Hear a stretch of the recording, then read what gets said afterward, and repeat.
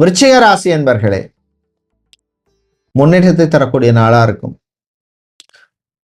நல்ல விஷயங்கள் சில நடக்கும், உங்களுக்கே சர்ப்ரைஸ் தர மாதிரி இருக்கும்.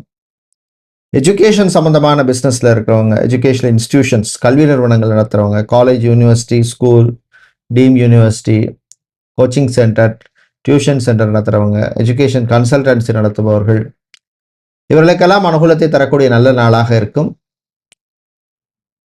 குழந்தை பாக்கியம் சம்பந்தமாக ட்ரீட்மெண்ட் எடுப்பவர்களுக்கு ஒரு முன்னேற்றத்தையோ ப்ரோக்ரஸையோ தரக்கூடிய நாளாக இருக்கும். பெண்கள் சுறுசுறுப்பாக இருக்க வேண்டிய நாள். ஆண்கள் நல்ல சிந்தனையை வளர்த்து கொள்ள வேண்டிய நாளாக இருக்கும். பிள்ளைகள் விஷயத்தில் கொஞ்சம் விட்டு கொடுத்து போகிற மாதிரி சூழ்நிலை ஏற்படும். அவளுடைய சந்தோஷம் தான் உங்களுடைய சந்தோஷம் அப்படின்னு நினச்சிக்கோங்க.